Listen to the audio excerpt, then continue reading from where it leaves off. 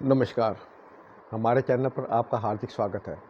आप सहयोग दे रहे हैं, इसके लिए हम आपके आभारी हैं और आशा करते हैं कि आप इसी प्रकार अपना सहयोग देते रहेंगे और हमारा हौसला बढ़ाते रहेंगे। मेरा देश मेरी विरासत का निर्माण एच.एन.डब्ल्यू लैब्स प्राइवेट लिमिटेड के तहत हुआ है।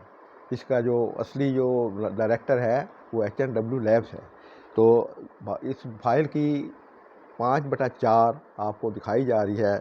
इसमें आई.जी. पटेल गवर्नर के हस्ताक्षर है, जो 1970 से 1982 तक भारतीय रिजर्व बैंक के गवर्नर रहे थे और 1969 से 1982 तक भारत सरकार के वित्त सचिव भी रहे थे। उन्होंने गवर्नर के तौर पर तो इन नोटों पर हस्ताक्षर किए हैं और वित्त सचिव के तौर पर 1 के नोट पर दस्तखत किए थे। उनके कार्यकाल के दौरान इस प्रकार ये नोट चले। धन्यवाद। अब मैं आपको बताता हूँ श्री आर.एन. मल्होत्रा, रामनारायण मल्होत्रा गवर्नर रहे हैं भारतीय रिजर्व बैंक के 1985 से 1990 तक। उनकी पत्नी श्रीमती अन्ना मल्होत्रा भारत की पहली IAS अधिकारी बनी थी।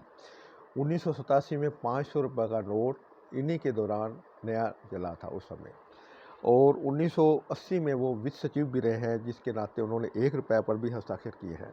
गवर्नर के तौर पर इन्होंने इन नोटों पर हस्ताक्षर किए हैं और वित्त सचिव के तौर पर 1 रुपये के हस्ताक्षर किए हैं। ये हमारे आर.एन. मल्होत्रा, रामनारायण मल्होत्रा जी की थे।